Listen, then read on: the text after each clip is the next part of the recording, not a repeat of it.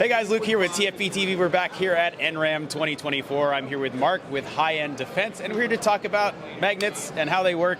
Sure. Mark, how do your magnets work? Well, we'll show you something pretty cool at the show that we launched at SHOT Show this year, and it's a magnet mount, okay, and a magnet mount and a sight. So basically, if you have a standard, no MOS card, so a standard slide, literally with our mount and our rear sight, basically just locks. You basically just locks in. Once it's locked in, you can drag this as hard as you can, and that is not coming out of it. The cool thing about it is, if for some reason your optic does not work, you take it off, and of course you can use your regular iron sights on it. We have already developed it for Glock. We started with Glock. We also did it for Glock with their MOS, so basically the same thing but with their MOS cut. And we have developed different pistols. You know, we just launched, well, SARS just launched it. We gave it to them. So this is for the new generation for SARS. Yep. We're showing it right now on display at their booth.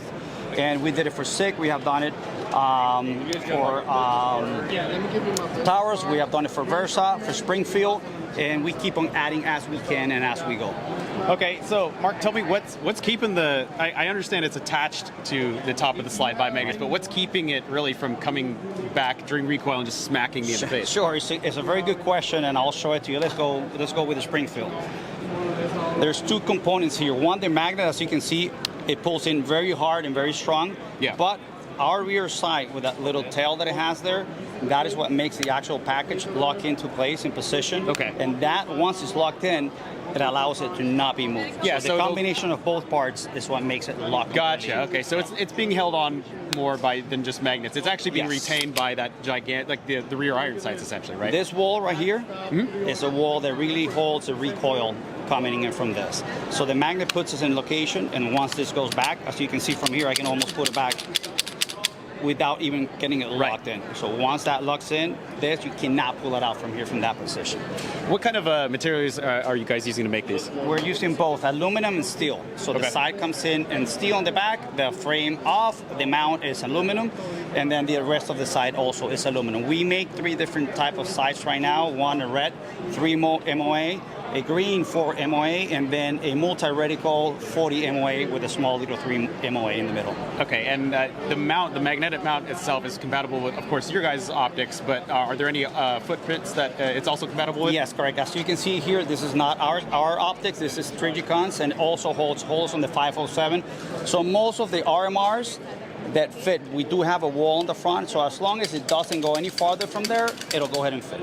Basically, what you get in the kit, the minute if you go ahead and purchase it, is you get this pretty cool box that is completely sealed, and in it you will find basically the rear sight, the magnet mount, the optic, the screws and the hex keys, and a very cool cleaning tool that comes in it. And again, everybody loves these little boxes. And the price for the sights is $345. Awesome. And real quick, the frame sizes. I know we've got a lot of standard width Glock frames here, but do you guys make them for any slimmer frames, like maybe any micro compacts? For example, the 22. Okay. With the slim Glock, it's a 22.2, I think, 22.2 width on the frame, so that fits on it, as you can see. Okay. So it's the same side, it's the same mount, but just made for that, because the contour of that is what puts it in location. It doesn't allow it to go sideways. Okay, and is that on this size, is this an RMSC footprint? Yes. Okay, cool, awesome.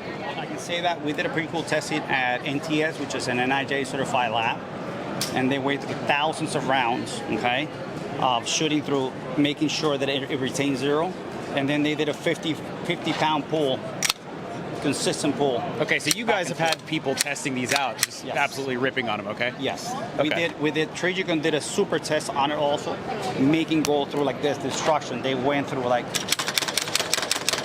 I mean, you can see right now what is beat up is this, and this is still your in position. plexiglass is gone there. It's almost gone. So it holds. It will. If it holds 50 pounds, you're not going to get a recoil of 50 pounds going back.